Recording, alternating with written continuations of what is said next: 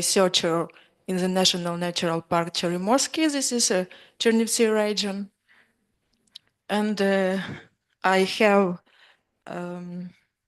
I work in the grants of European project Life, Interact Next.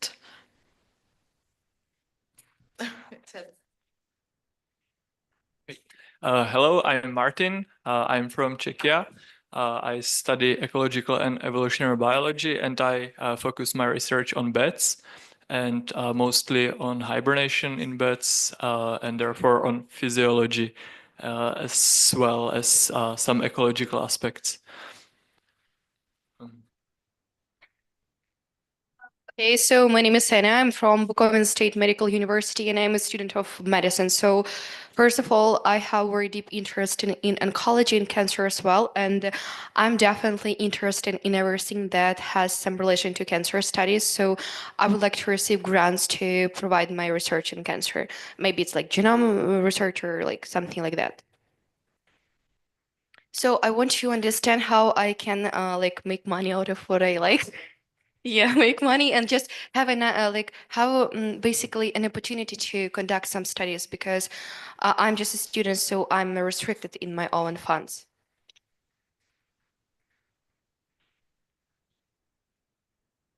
Hi, my name is Alina Kazakova. I'm from Kharkiv National University, and I'm here because I want to know more about grants, and I hope it will be help me in my research in the future. Hello, my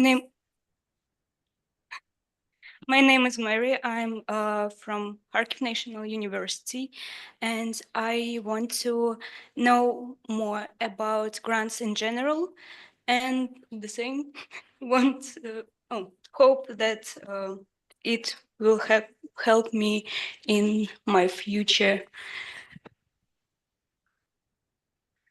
Hello, my name is Oleksandr Sarma. I'm also from Kharkiv, from Karazin National University.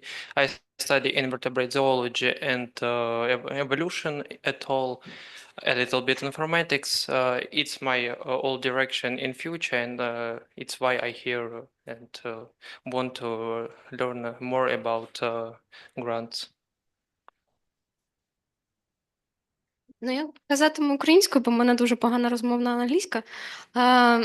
Мене звати Макаренко Валерія, я з Каразінського університету. Ось, взагалі-то на цей воркшоп я потрапила по другому пріоритету, бо в останній момент мені відмовили. Ось, але я дуже рада, що все одно у нас їх більше, ніж один. Ось, і взагалі ця школа, як так мовити, ще одна можливість того послухати взагалі про біологію, зоологію, еволюцію, типу, розвиватися в усіх напрямках, де можливо. І сподіваюся отримати ще якісь доповнительні знання.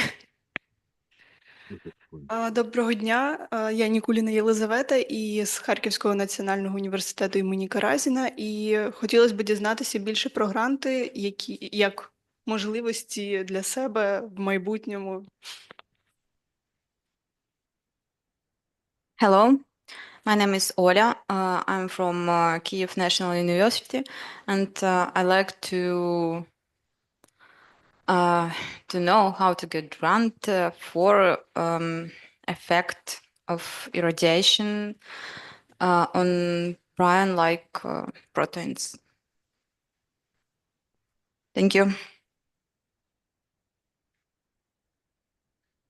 I'm Roman Lysenko from Schmalhausen Institute of Zoology, National Academy of Sciences of Ukraine, and I study anostracans.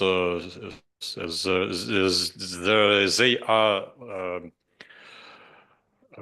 like crustaceans from temporary bodies of water, and 15 minutes ago my thesis, my PhD thesis was затверджена тема диссертаційної роботи. То, yes, exactly.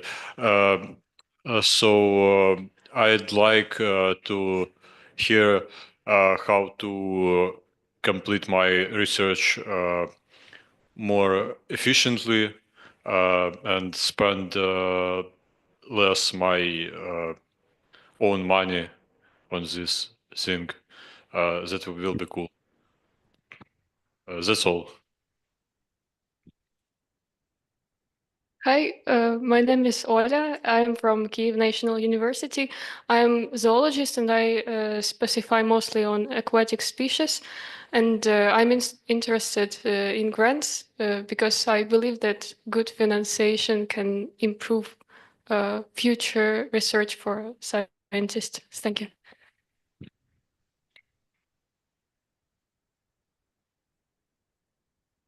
So guys, I deduce that most of you want money for research. Not for yourself, but for research. Only 1% want to make a lot of money from science. Okay. The words of wisdom. Who will start? Me or you, Serge? I think you already started, and okay, we can. I think we can arrange the kind of conversation and maybe exchange our ideas and thoughts about how to get funding, and maybe some general, I would say, some general thoughts about fundraising, I would say. So actually, in many countries and many institutions, we can find very different situation with funding. So I have visited many laboratories and universities in different countries, and the situation differs, and some of my colleagues don't apply for any funding, and they have so-called basic funding at their institution, and they don't seek any additional money from ministry, from any agencies. So sometimes it's not necessary at all. For example, in Italy, Italian universities, in Slovenian universities, people just do what they need to do, and that's all. So sometimes, so Serge, again, this is a first life hack: to be born in the right country. Yes. Sometimes, yes. It's absolutely, you're absolutely right, and if you need some extra money, you should do something. And many people abroad, when I visited them, they were surprised that I got some funding to come. So they were surprised. But so it's possible. It's possible to find some extra money for your research, and we have some experience in this field. So actually, I would say there are no single recipe how to do it. I think you should be active. You should be open-minded. You should keep in touch with many people. If you come here in Uzhgorod, in Ukraine, and you're meeting many people, so it's already an opportunity to find some promising colleagues, to contact them, to get some kind of collaboration, maybe they will be of help to you in the future to have some kind of references, recommendations, or for collaboration. So you should be active, active and open-minded. This is, I think, the first suggestion. And I have already told you, and Alexander told you that I have some experience, and one of the important suggestions to reply emails. If people don't reply, so they cannot collaborate at all. So it's important to be fast, to be polite, and to reply. It's important to keep contacts, to keep cooperation. It's an important. I would the first suggestion to get some contacts, cooperation, and finally some funding. So, Serge, maybe Alexander already.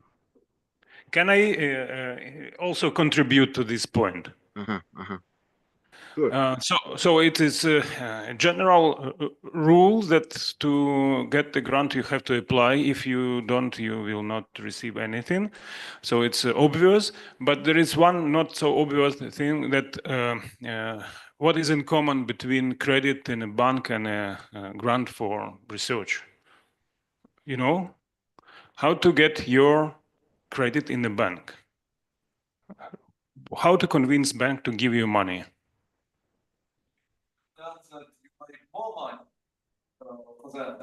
It's like, yeah, if you are a student, you don't have any. And if you're a scientist too.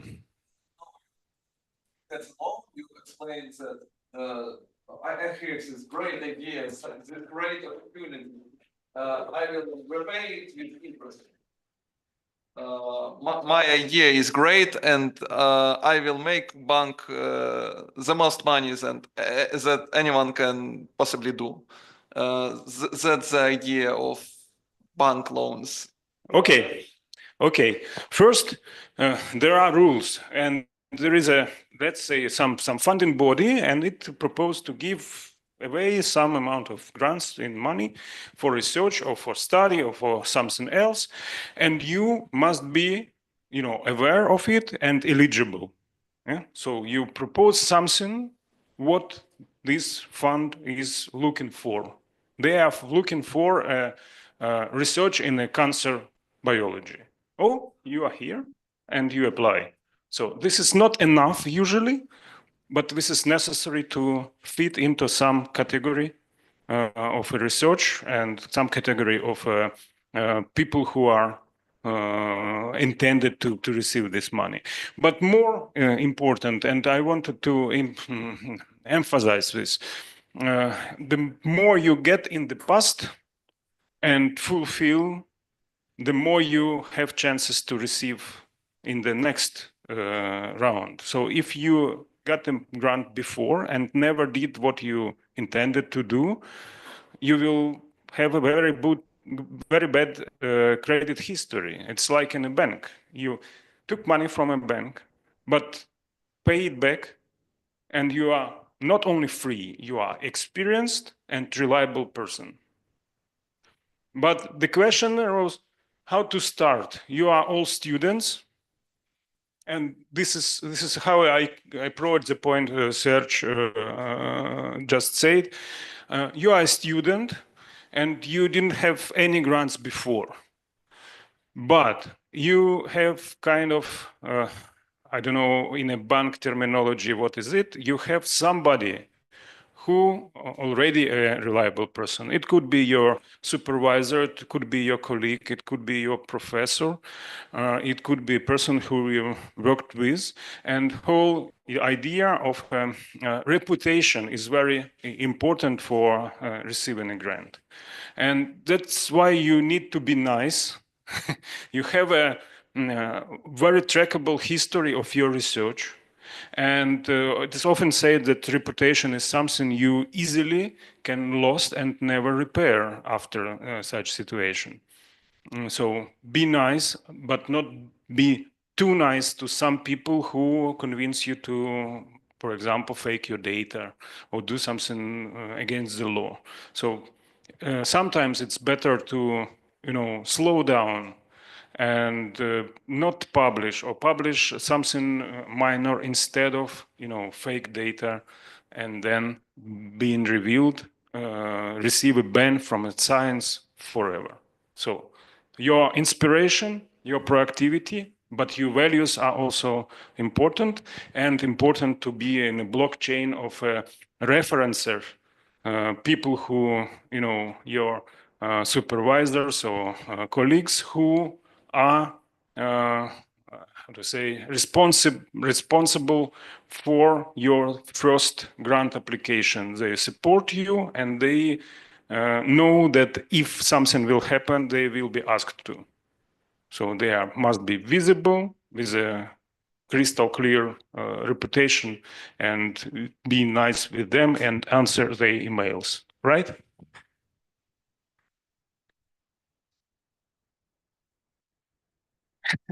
Any additions? So, Alexander, and I would like to add, so it's important to, how to say, to choose the right colleagues and the right supervisors, for example. So because from your supervisor, from your mentor, many things depend. So you should ask your supervisor, mentor, to write for you a recommendation letter, for example. And this letter should be well written, and the letter should reflect your capabilities and your experience, and your skills. So that's important. So this step is very, I would say crucial to I would say to make the right start of your career. And after that, your life, your trajectory would be more, I would say, how to say, more stable, more predictable if you start from the right point. It's also important. But maybe you already started, but still it's important to remember. And okay, and maybe we should talk about various possibilities, especially for Ukrainian students and Ukrainian researchers. I would say there are some special websites where you can find some opportunities to apply. Maybe you already visited the sites. So my suggestion is to visit the site Science for Ukraine. Have you ever visited this site? No. The answer from No. auditorium is no, but I remind you that there No. are not only Ukrainian students. I can share my screen now, and we will Science for Ukraine. Share. Here you can see. Here you can see this site, Science for Ukraine, with many opportunities for various fields of research, including natural sciences, of course, and we can choose what we want. So you can choose between positions, scholarship, joint application, resources, mentoring, academic transfer, and so on. So you should monitor this site to find possibilities that match your expectations, and they have, at the moment, they have this general funding programs and further support, and you can find, I would say, more general funding opportunities from different funding agencies, and I have found funding for our current project, our collaborative project with Oleksandr. Here, I visited this site and found an agency, and this agency was very promising, and we found funding for our project. So you should monitor, and it's already outdated maybe, but you should start from the top, and maybe some of these opportunities would be okay. So this is one of these opportunities, and maybe we can show you some instance of such announcement. So what do you think, Alexander? Should we do it? We can split the time, or can continue, intermittent presentation as it goes. It's up to you, Serge. Okay. I have some chunk of thoughts in my remarks, in my notes, and I think I will give you a stage now, and we'll say something, more streamlined later after you. Mm-hmm. Okay. Now, so we have some already. For example, this is an announcement for Bridge USA, Ukrainian Academic Fellows Program, and Ukraine Program for Resilience and Reconstruction Program. So you see this an American project for visiting scholars, scientists. They can visit United States, and here you can see this announcement.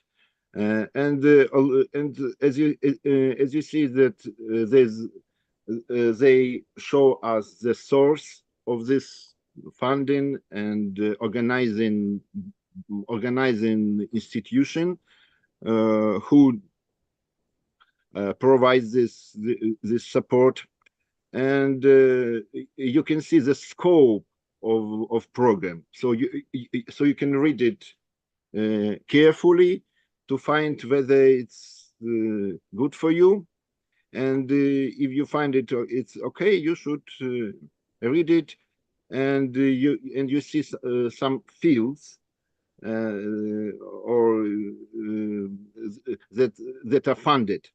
You should read it also very carefully and find if it's match your field, your research interests, and okay, and some more fields, and very important, eligible applicants. So there could be some very special requirements, and you should match these requirements. If you don't match, if it's something else, your application would be not successful. It would be refused from the beginning. So you should read it very careful, like we employed affiliated with institution of higher education in Ukraine. If you are not in Ukraine, or you are abroad, so you are not eligible. So you are proficient in spoken and written English.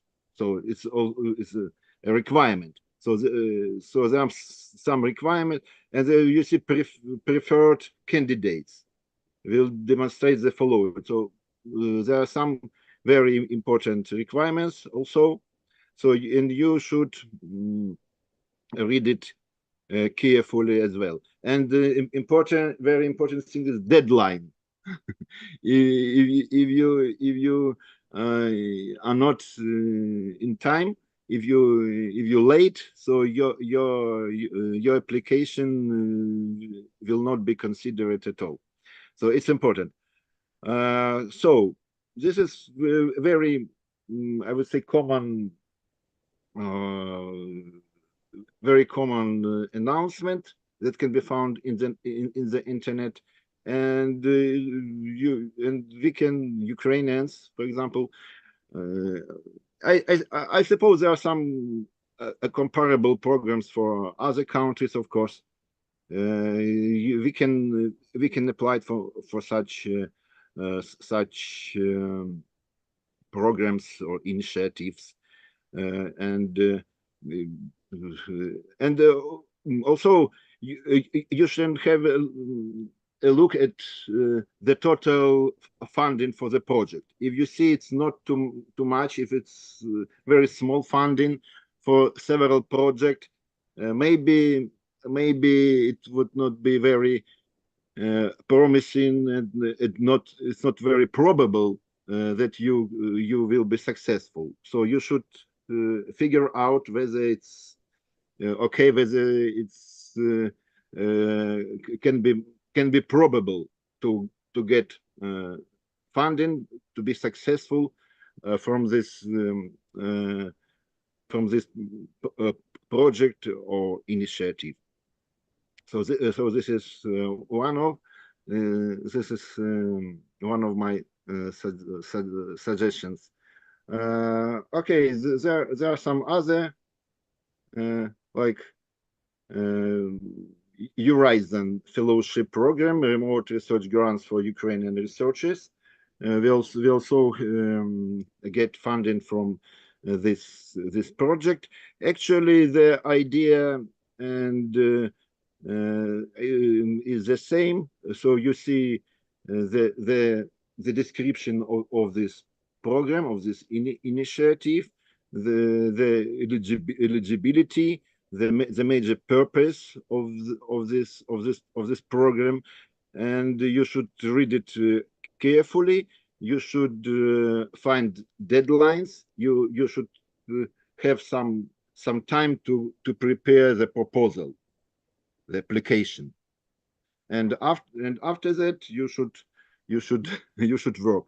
The application could be very different, and I have some examples of my applications. These applications were successful. One of the most successful applications is our ENTAS proposal. Oleksandr, I hope, remembers this is our project, 2005 project for 30 months, as I remember. So we had I would say big funding, and you see it could be very long and very voluminous, I would say. It's about 40 pages. So we wrote this application about 2 months of writing, only writing and preparing the application. If it's collaborative application, you should contact your colleagues, your collaborators, and to arrange this collaborative team. It's important to communicate. If you have some people that are not at your institution, and you should organize them to work collaboratively on the proposal. It's important. So you see that, and the title should be also, I would say, very how to say, it's attractive, I would say, attractive and informative. It should not be very boring, I would say, but and attractiveness and it should contain the major idea of your project. So you should be, I would say,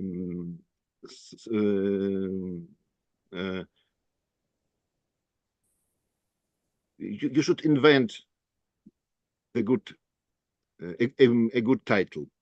Okay. So you see we have a consortium. So some other institutions. Summary is an important part of your application. So because summary is a very short representation of your project, and reviewers will read it, and maybe their first opinion would be based on your title and summary. So the summary is very important part of your application. Again, summary, and you should represent teams that will take part in the project very well, and there should be, you should how to say, you should show your strongest points, yours and your collaborators, including their publications. Publications is important. So Alexander already told you that you should have some history. Everybody have some history. Even if you're a beginner, you should some history. You should some student research, bachelor research, so undergraduate abstracts, participation in the conference, and so on. So this history should be found and presented. Okay, some details, personal details. So okay, we should skip it. So we have 4 teams. We organize.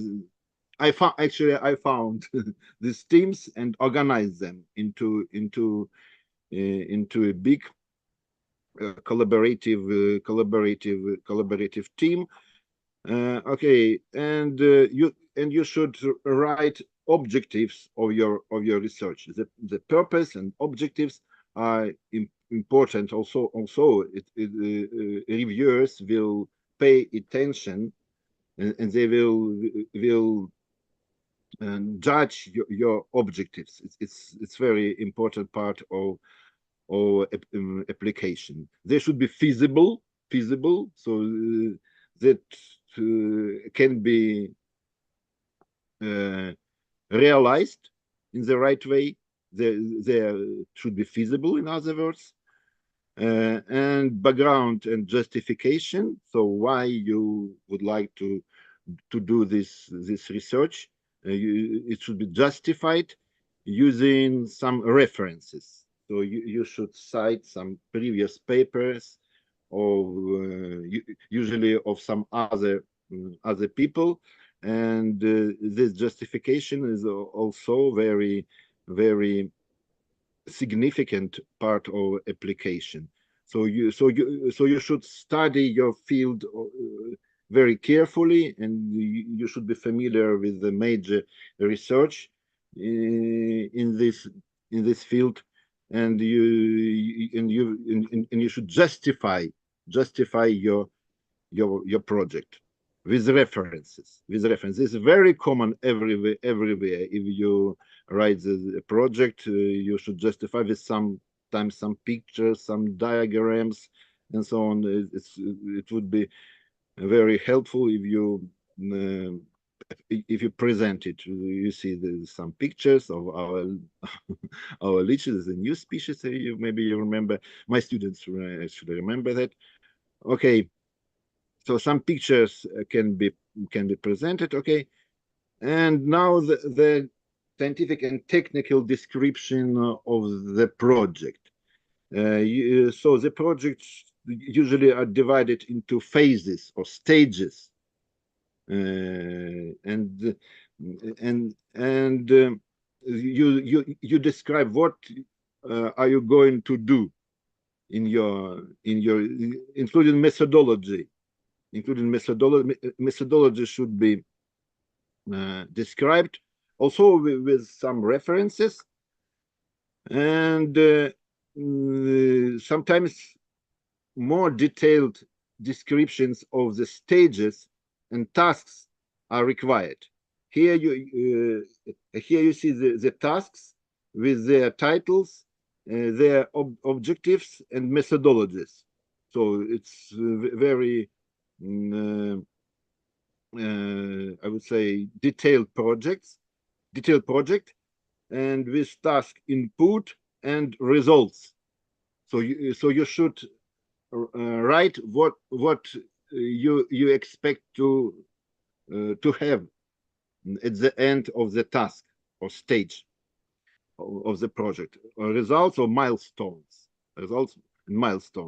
and other tasks are organized in the same way mostly.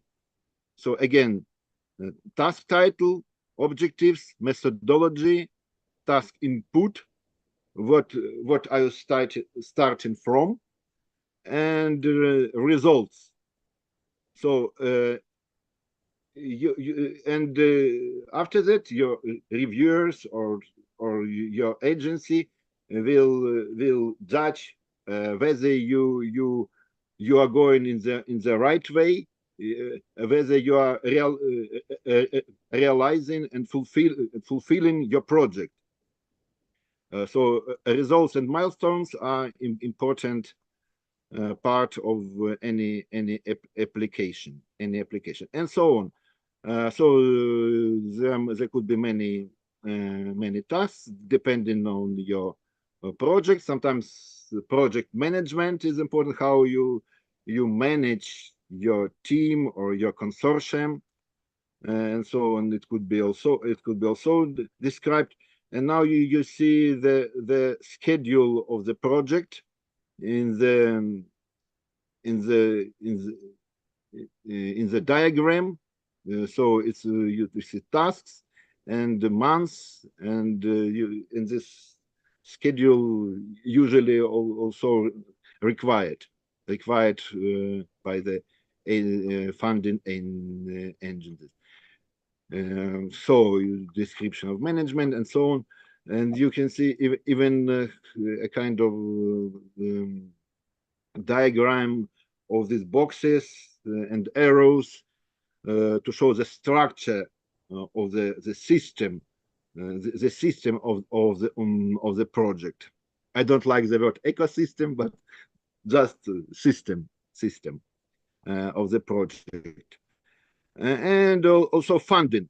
Funding is important. So cost table and your budget. You should be a good accountant a little bit to elaborate your budget, including labor cost, secondments, I mean travel grants, equipment, and so on. And it should be realistic as well. And this cost should be justified. Why you would like to use this money, and the purpose of this funding should be justified very well. Okay. Sometimes project innovation and dissemination of results should be explained. So what is new in your project? What would be useful for further research or industry and so on? It should be also explained. And dissemination is important. how we spread the results of our research. It's important. And first, it's publications, and not only publications, actually. Some other public activities, including social networks, mass media, and so on, are expected. Not only working at your laboratory or in the field, but spreading of your findings are expected very much. Okay, so 40 pages. So so this is a successful application. It also, of course, it depends on the agency, on the purpose of this program, and so on. But I would say the general structure of this application is very common. So usually application consists of such parts, and you should remember and you should be aware of such structure and such parts or any application you would like to submit. Okay, maybe and just a couple of words maybe about how to present yourself, and usually your CV is required. Here is my CV, but maybe it's not best CV. Actually, it's not necessary, and maybe not even not recommended to insert your photo. Actually, it's not necessary. No need to do it.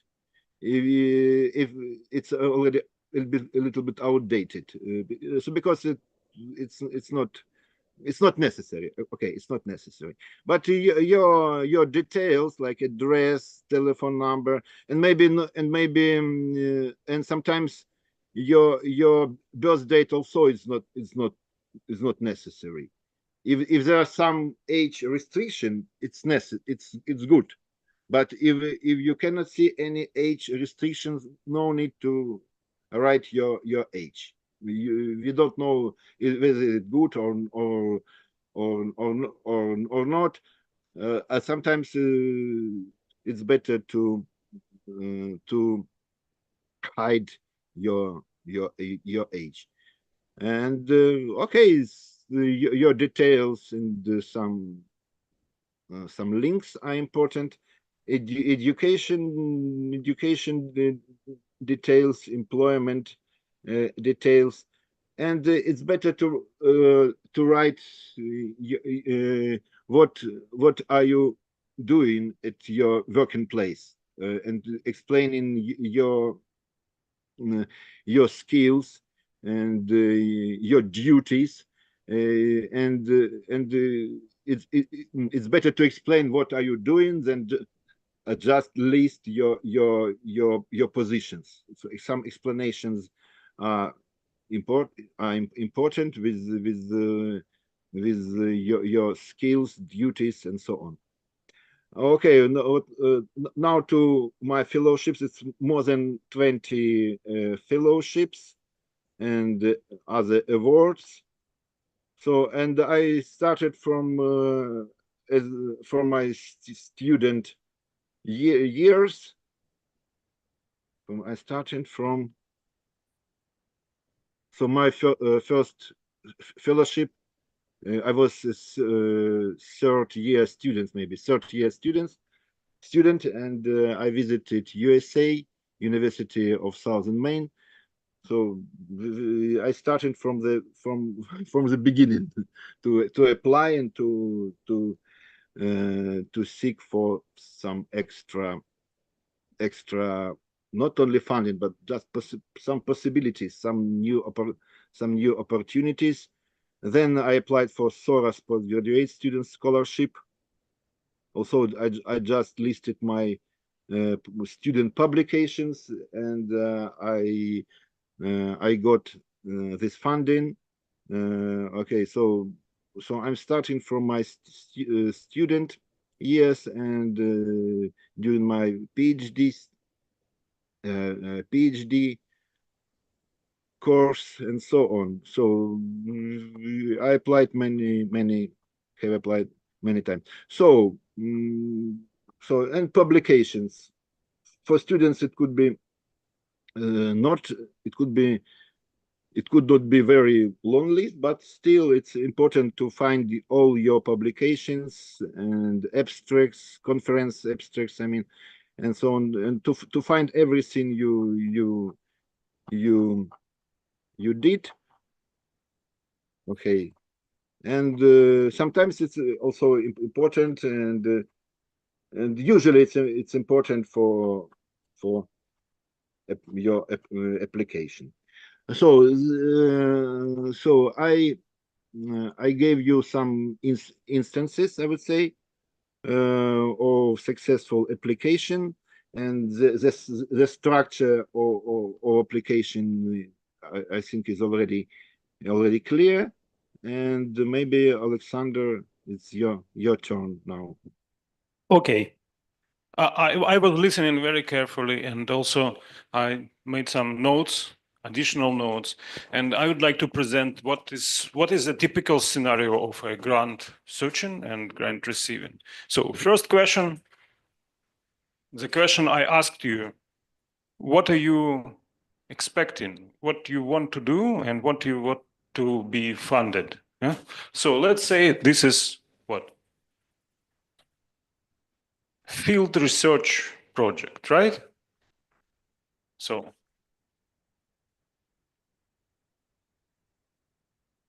you decide, but this question is also not so not always can be answered with one answer, and sometimes instead of getting all the money from one source, you have to apply for different grants, and one will cover your equipment, another will cover your traveling, and third will cover something else. So this is very usual, very normal situation. And you may decide between one big financial aid and many small sources you combine and use all together. So it depends also how you search. You search like targeted grant, or you are opportunistic, and if you are opportunistic, you are ready for everything.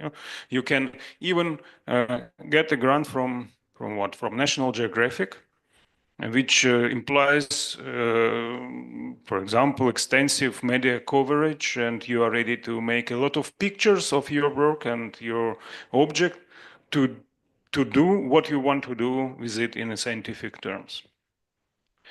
So this is first, we know what to search. Second, where? Tell me at least one large funding body for research grants. I guess all the private companies, because sometimes they're interested in your projects, so they can like just maybe. Be specific, please. Or tell me the name of a funding body. Just private companies. Okay.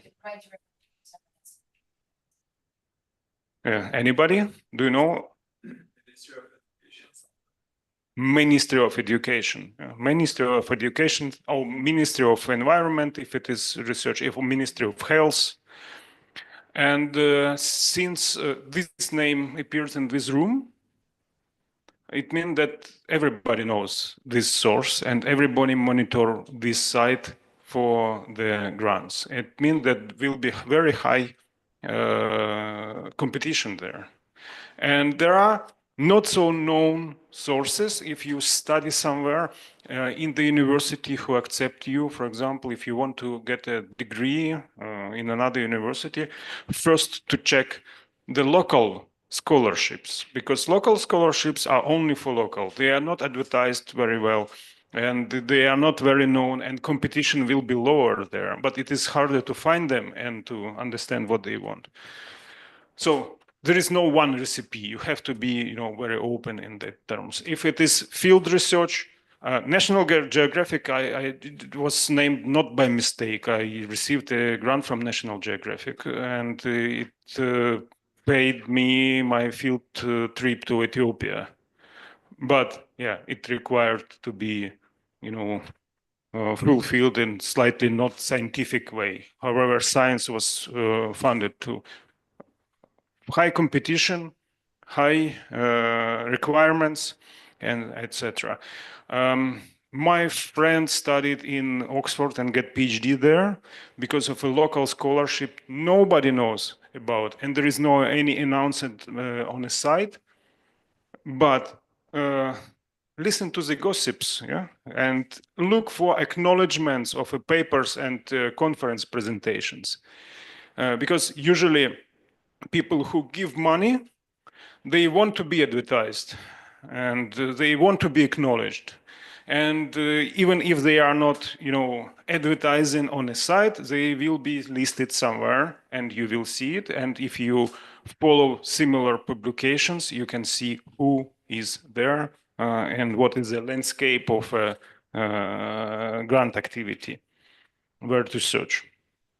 Then, if you want equipment, for example, if you want equipment and you need to buy it, you must go to the site of producer of this equipment, and often they give away some of them of the equipment. And I don't remember. I think it's a tracker for small animals. Yeah, and this device is given away to every scientist who want to study such objects like bats or something else. And all you need to do is to buy a receiver. And you can at least part of your expenses cover from the grant, from the producer, but still pay the money, and probably it still will be profitable for them. But if you will not ask, they will sell you both receiver and I don't remember the name of a device which is set up on an animal beacon. I don't know, data logger, emitter. Yeah. Well, what else? Sometimes you need to get points, and you not necessarily get money for what you want to do, but I will tell it later. It will increase your chances to get money for something you want to do. So you sometimes apply for some workshops for citizen science, but still knowing that you will combine it with your research activity, present as a result to the funding body, and support and do more substantiate your application. Then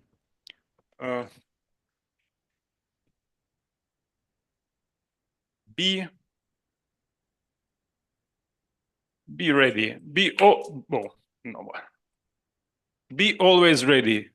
How many of you want to study at least one semester in another university? Yeah. Do you have a passport for traveling abroad? Yes, good. Do you have language certificate? No, that's something for homework. If you want it, why didn't you do it already? You must be ready. Enter the corridor, meet somebody, and go away immediately. So literally, sometimes it works like that. Then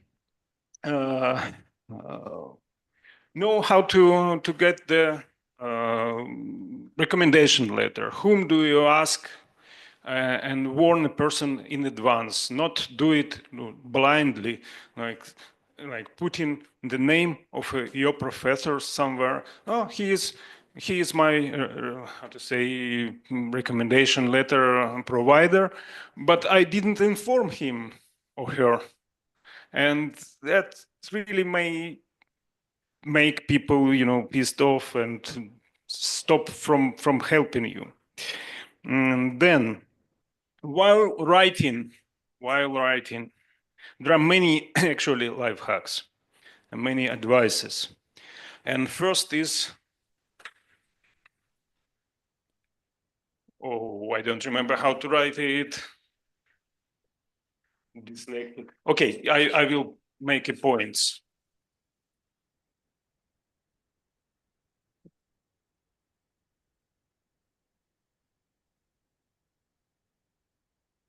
I don't remember.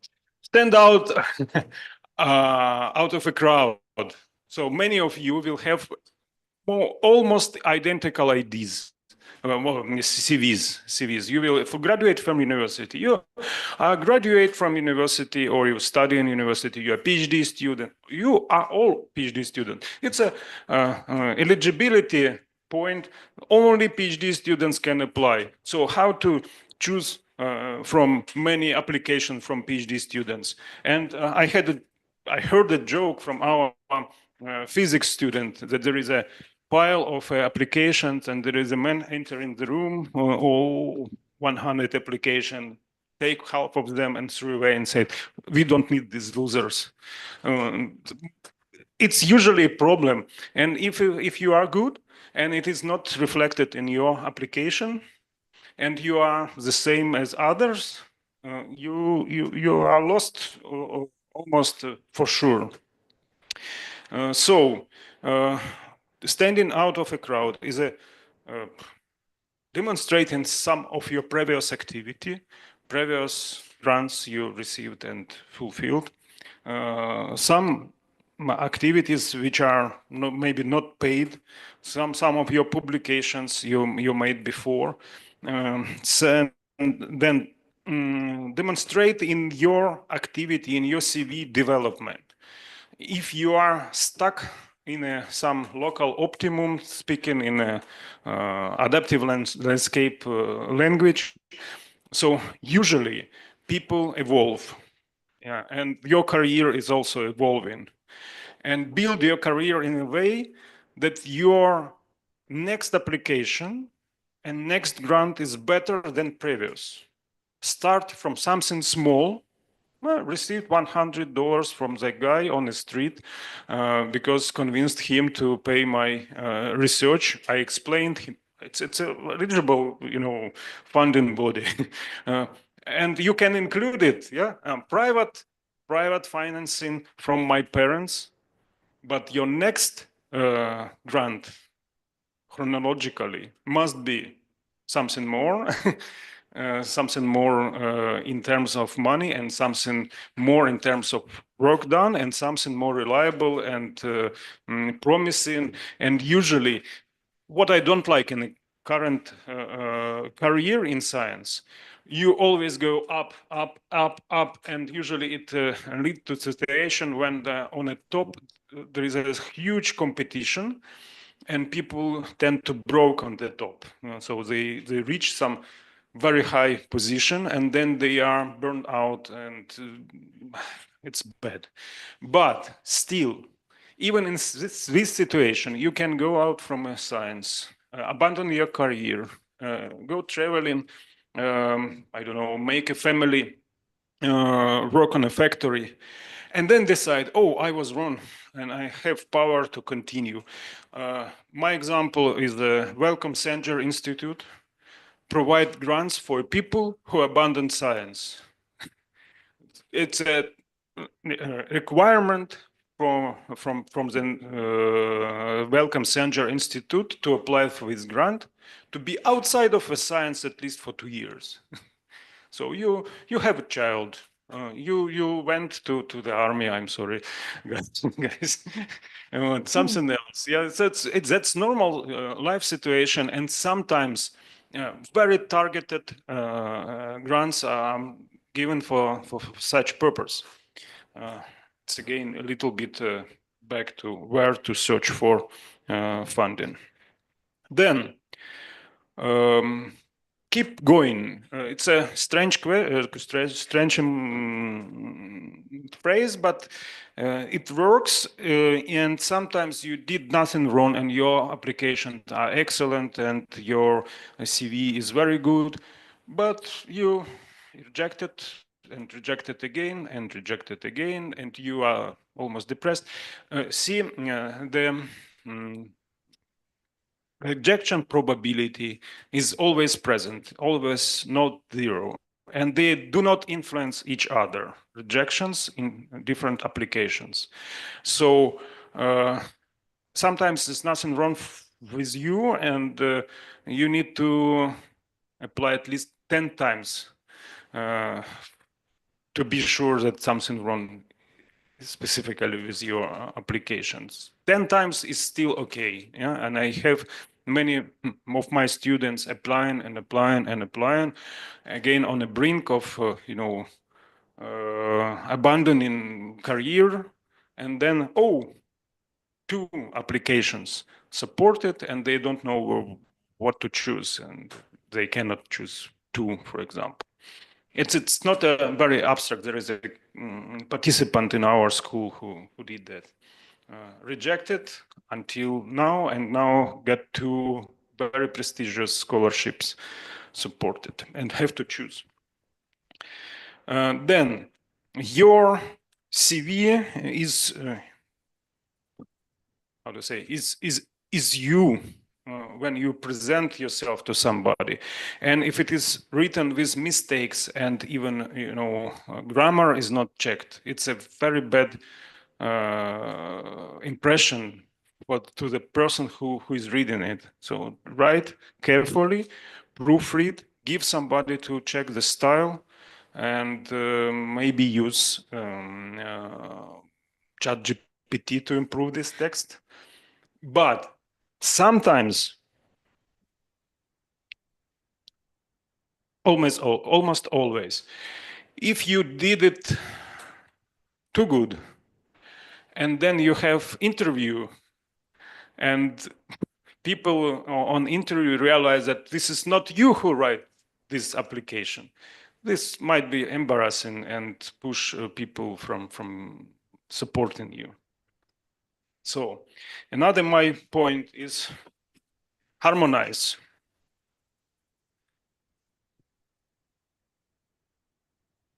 So everything must be harmonized in a way that you see the whole picture, and parts of this picture do not contradict each other. Your experience, your skills are not contradicting your publication history. So if you are bright and got mobility grant and spend the time in a world-renowned laboratory in some very prestigious working group somewhere else, and you have 0 publications and 0 participation in conferences, that's the question which inevitably will be in the head of a person who will write your application. So that's very important, and try to read what you are writing like you are another person who doesn't know anything about you, and if there is something wrong, please fix it. Then yes, imagine who are you writing to, who is reading, and read supported applications. Check who was supported before you in a previous rounds and previous years. Read if it is possible their applications, and mimic. I'm sorry, but it works too. So you have to follow the accepted, not written rules of a style and the specificity and the size of application, you need to familiarize who was supported earlier. And very general, be concise, detailed, use the appropriate language and style. Then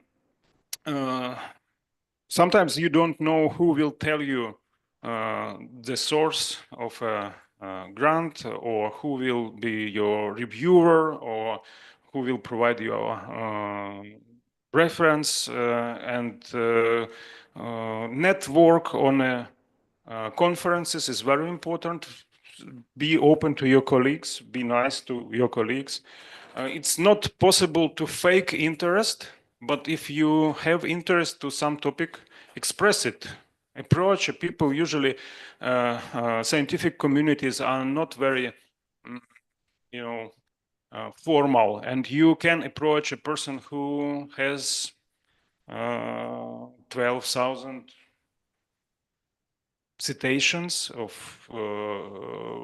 publications per year, and speak with them as a normal person in the room. Just ask him something, but do not be too stressed, and not try to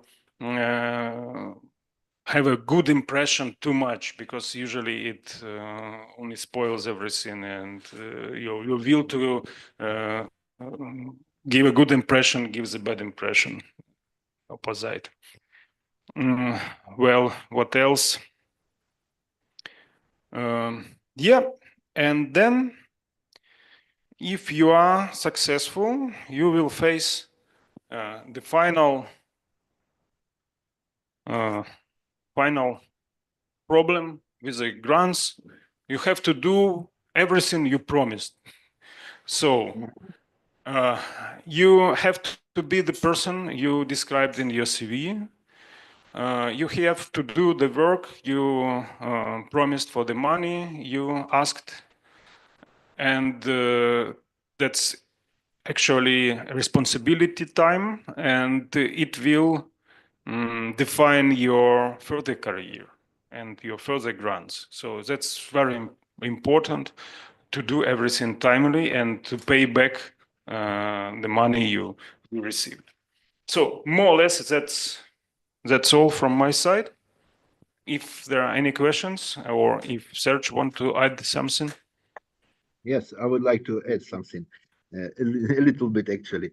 So, and actually, don't be disappointed. Actually, if you are not successful at the beginning, or you have some rejections.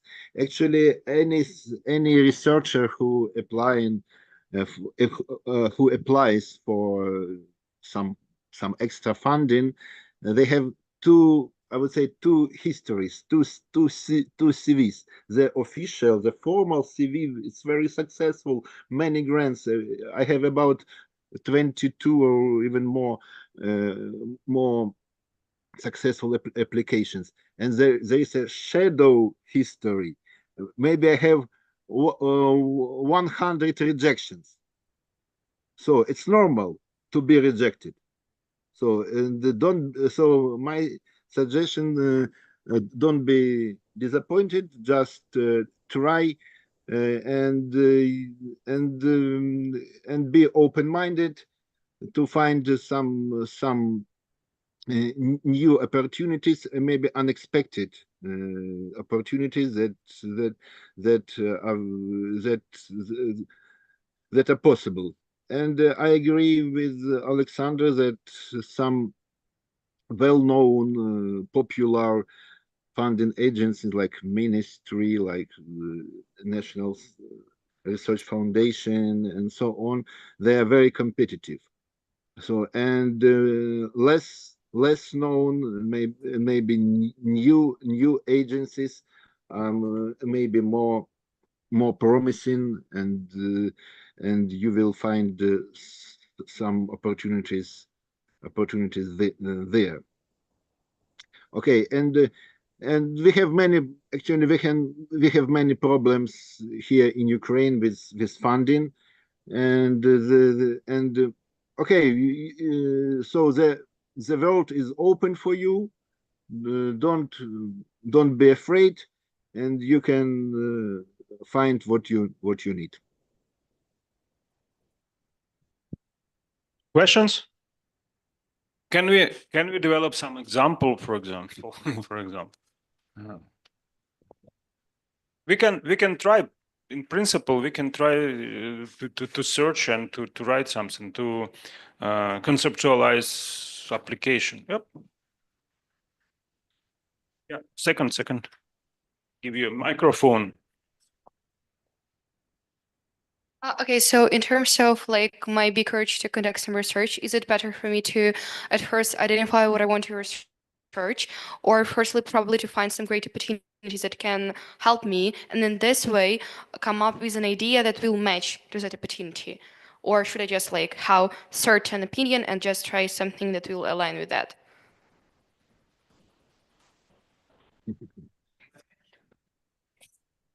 Serge, do you have answer? So I actually I don't have answer. And if you're interested in my experience, I have my interests, my research interest, and I always have tried to find some opportunities to support what I want to do. So, but it's not a rule. You can do something else. So you should first search for opportunities and then adjust your interest to your to what you found. So I think there's no rules or some recipes how to do it. I think both ways are possible. Both are not forbidden, but the situation now, just if you count people, those who follow the topic and follow their dream, they are called lonely runners. And usually they tend to write their PhD thesis for 10 years, stuck to the object, stuck to the topic, spend many years doing something very, specific, nobody want to know about. Yes, there are many of them, especially from zoologists and botanists. I know many. Me, myself, I studied snakes all the time, and I just tried different methods on snakes, and I had the very low publication rate. It's hard to be alone and to do something, and you have money for 1 year, and for next year don't have money, just basic financing from the museum, and you trying to find it, and so on and so on. And if you are speaking about individual career, it's a fail.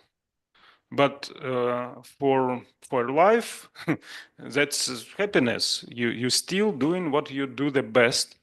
And usually when if you reach the age close to retirement, you suddenly may become very valuable person because you are the best in the world.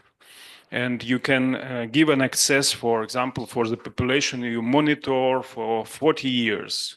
And you have samples from this population. And you can basically provide any other group of specialists which are specific in some other topic with material, with expertise, and so on. So it's usually like that.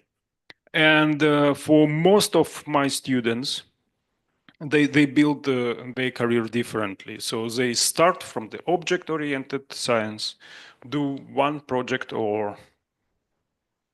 and postdoc, and then getting enough skills to attract other people to the person. They are invited to human biology, biomedical projects where the money is, where most of the interest in his current biology is on a border on line with medicine, because everybody want to treat disease, help people, feed people, and help animals, veterinary, agriculture, biotechnology, and they desperately need a highly qualified biologist, and they suck them from these narrow topics, usually which are covered by lonely runners, which have interest from the early childhood and keep it for entire life.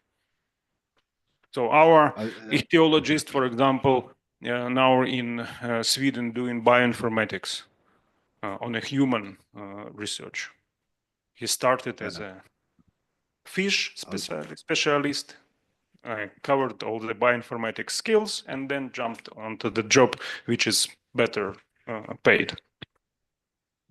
Alexander, just a moment. But we should remember what is our purpose. If our purpose is money, maybe science is not the best place to do money. We should remember that. So money, just I would say a vehicle to go to your purpose.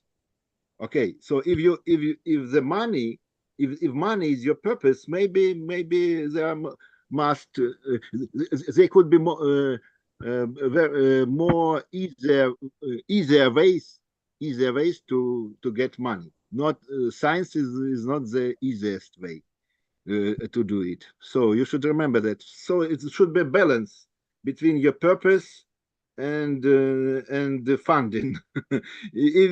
So you should decide.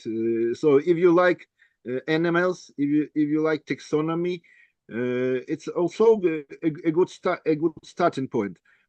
So if you study Drosophila, you're a geneticist. But if you study snakes, you're a zoologist. So you should study snakes and use them as a model for genetics and other fashionable fields of biology or science.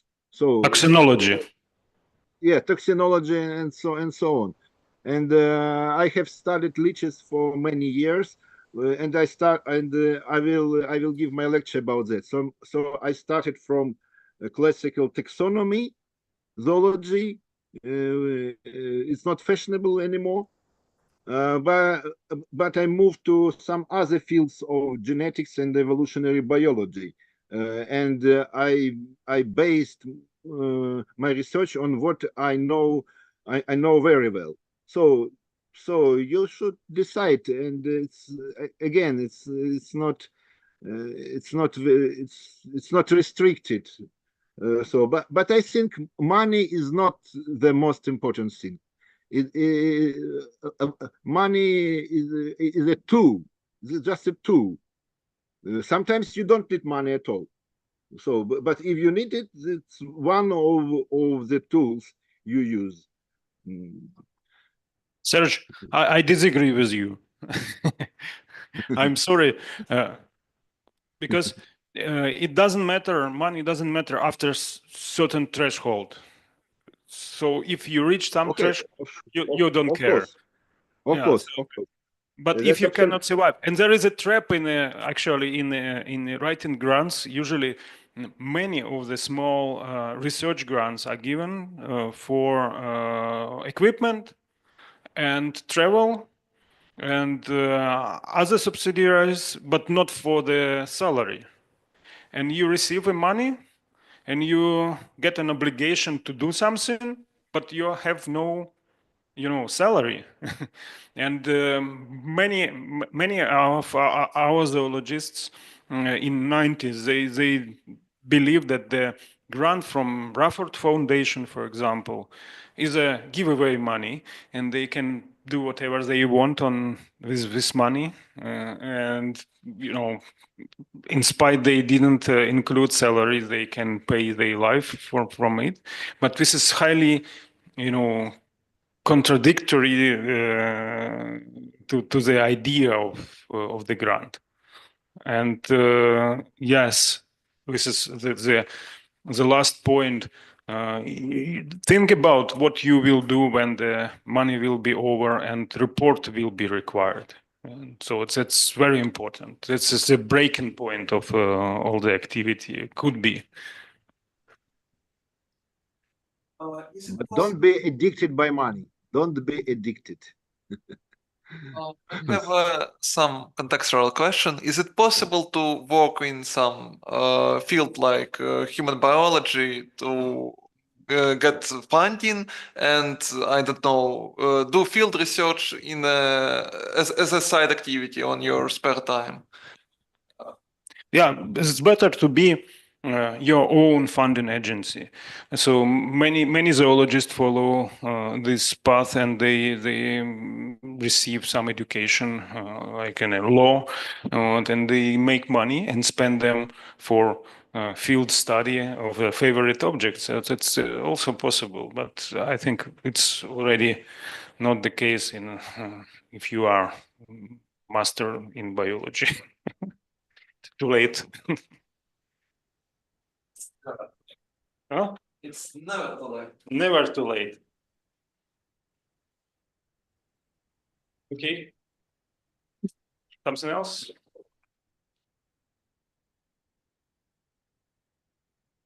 What about time? So I think at that point we can finish. If there is no question, we can speak, and I invite you to write me or ask me during the school any questions you have, and I can provide you maybe some of application and some examples and some links to the resources. By the way, while we were talking, without knowing that, my colleague sent me aggregator of grants for African students, made by African students. So they desperately want to go out of Africa to study somewhere else or to do something else in science. So they share this knowledge, and such resources, of course, are present in the Ukrainian, yes, social media. For sure. Sometimes yes, sometimes no, but something interesting should be there. If you could share this link, would be appreciated. Okay.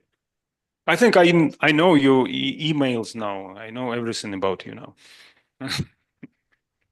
Alexander, and I see some questions in our chat. Okay. Should we answer them? Perhaps? Yes, of course. There is one at least. One question. So should we read it? Good afternoon. Thank you for your speech. I have a question. Is it necessary to conduct some kind of practical research before applying for a grant, or is having a published review article sufficient? What are the essential prerequisites for applying for a grant? As I said, there are different grants and different requirements, and if you didn't have any practical research and you can explain it by situation in your city and that your university is online only, that's acceptable to search for a grant and apply for a grant without any problem. But this is different situation if you are applying from a safe place where you had an opportunity to work, but still this must not withhold you from trying. Mm-hmm. And I would say that actually you should look into your past, and maybe you find something. Even a student research work could be enough. Your bachelor research work, your undergraduate project. Everybody does it. So you should find, you should look carefully and find something. And it's always it's always you should find something. So I think you should be, how to say, creative and find something in your CV, in your life,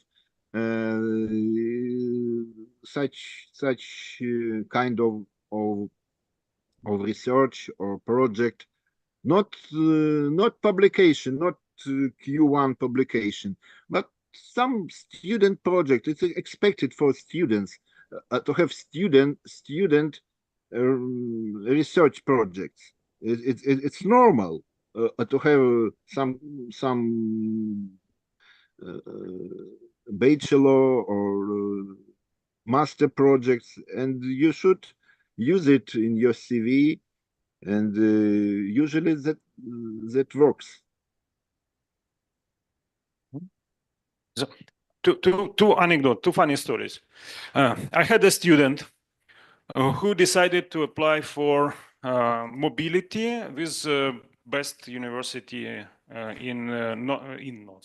in South Korea.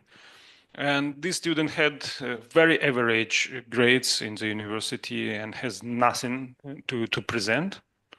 And he prepared very short CV and applied. And the committee who reviewed this application was shocked, apparently, and chose him for interview because they couldn't believe that, the person with nothing still applied. It must be something with him. And he's really a bright guy, but very lazy, not organized. And he made a small mistake. You know what? He came to interview without checking principal investigator profile. And if he would be asked, what are you going to do there? He had the chances to go there. But since he was lazy, he was rejected. But he was that close, because interview is a quite a success in many situations.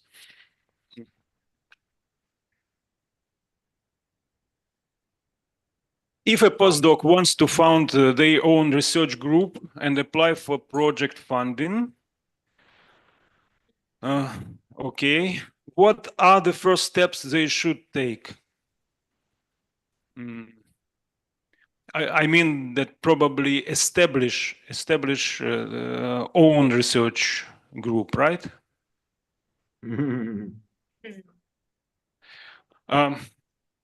There are again there are different scholarships and different grants which support young principal investigators and provide money not only for a person who start own scientific career and get a permanent position, not postdoc, but start own research, but for team of people who will come with him, and he had the opportunity to hire people and invite people from other places. What I know, if I'm not mistaken, it's Alexander Humboldt Foundation in Alexander Humboldt grants in Germany, and probably the equivalents must exist in Poland for sure. In Poland, such scheme also covers long-term technician position. If you think that the most important person in the working group is a scientist, usually it's a technician who in charge of process of research going on land. Yeah.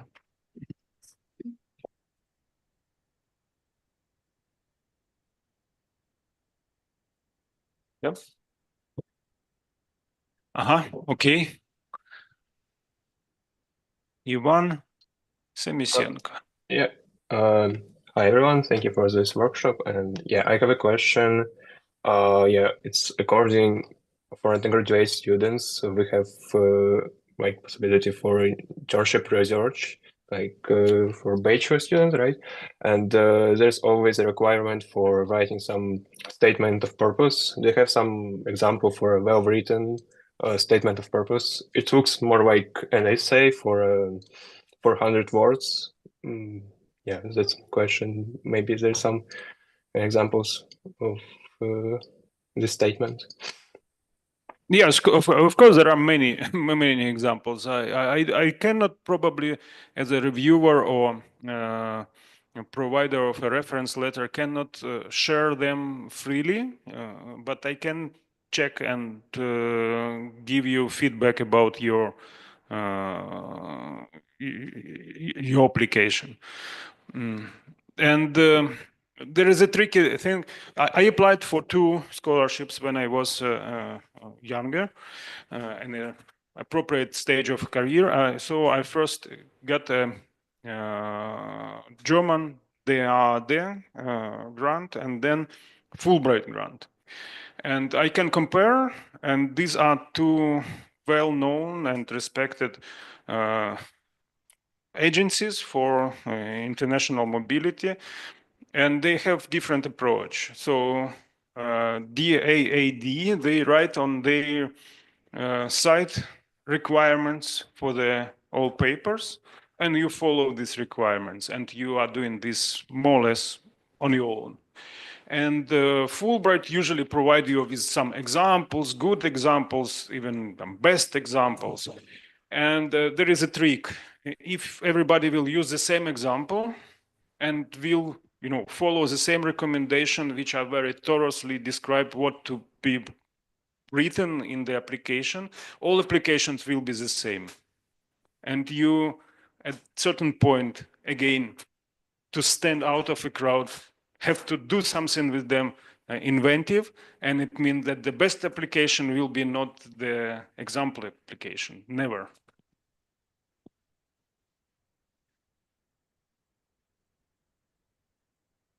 Yeah.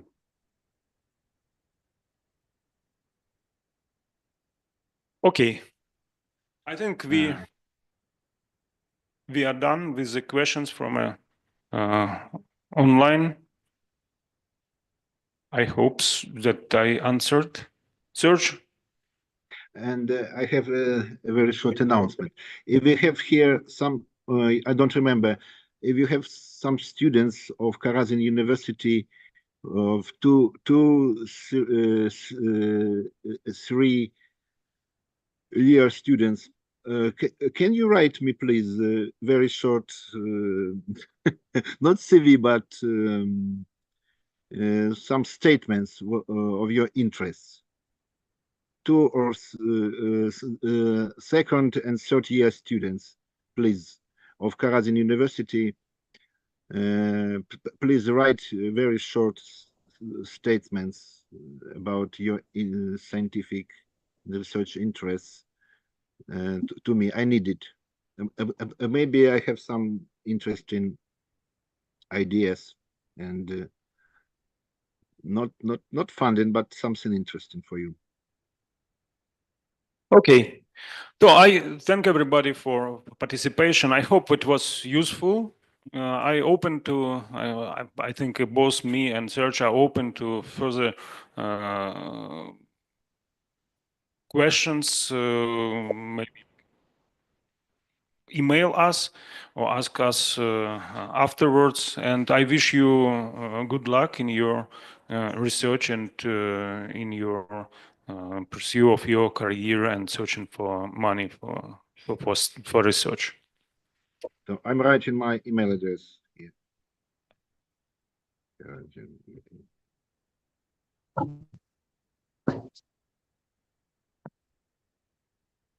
First year students are also okay. 1st, 2nd, and 3rd year students.